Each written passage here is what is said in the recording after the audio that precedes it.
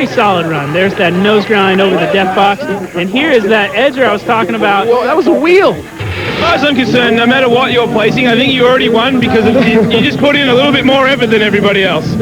Just trying to hang on. That's it. Well, yeah, okay, you want not. I got my family here. I got to stay on. He's doing it for the family? Yeah. Otherwise, your dad wouldn't be like too happy if you had to bail that ride, huh? Exactly. I think I'm slacking. Crum with a score of 77.6 is currently. Yeah, welcome back to B3. That is the crouching Andy Hidden McDonald on the vert ramp, contemplating first place and how much he wants to stay there. But Mike Crum, Texas boy, is capable of good things. Crum has been on the steady comeback trail. He's always been one of the most innovative guys, and another one of those guys who's kind of known for his style, his smooth tricks, his nollies. Yes, he is the nollie master. Sometimes when Ellis gets mad at him, he says, "Hey, why don't you go nollie something?" You know what? He's pale and he's thin. That's a couple of things about him. But he's smooth. You know How was that? Alley-oop. Nollie, alley-oop, frontside ollie is one of my favorite tricks. Right there, nollie, frontside flip. Crum showing you what's up. Look at the smooth style. I'm stoked because I haven't seen Crum stay on like this in a while, and it's great to see because people need to know that Mike Crum is one of the best skateboarders in the world. Definitely, and like Donnie Barley on the street, Crum is another one of those guys that he just looks good. He's rolling across the flat bottom, doesn't matter. That's all Crum had in him. He's done. He's like, I just stood on for 45. Give me a medal. There is the nollie frontside alley-oop ollie, the most beautiful trick done on the vert ramp today, I would say. That was bad. Why? I got wobble legs. Why have you got wobble legs? Skated too much earlier. You know how you do switch cable aerials? What are you thinking in the middle of that move? What am I thinking? I don't know. I just hope I make it. I like the Ellis line of questioning. Little Jake Brown out of Australia, mate. Check the first move, Sal. What? Little ice planted fakie off of the railing at the top of the vert extension. Definitely no one else doing that today. Big McTwist.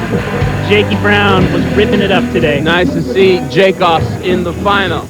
But now, Andy McDonald, what would you call this, a victory lap? I would call this a nail in the coffin, victory lap.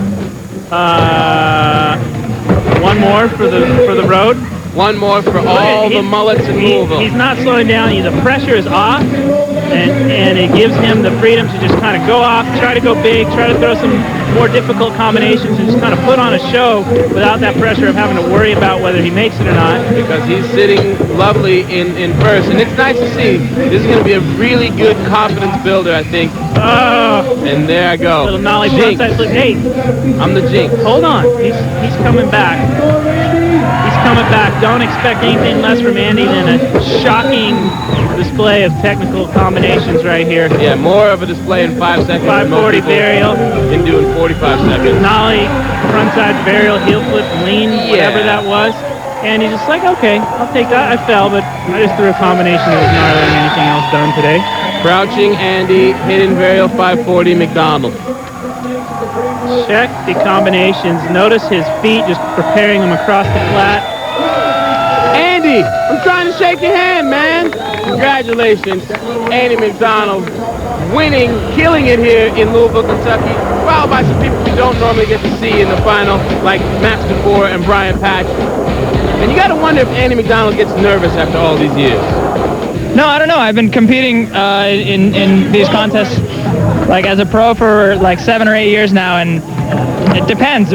Most of the time, though, yeah, I get nervous, and sometimes, like today, I was real nervous to the point where it's just usually it's butterflies or whatever, but a lot of times I drop in and I'm having trouble with my blood flow and stuff. Usually about like the third wall, it's gone though. Well, the jitters are definitely gone now. It's time to celebrate Andy and his buddies Max Dufour and Brian Patch celebrating the spoils of victory here in Louisville.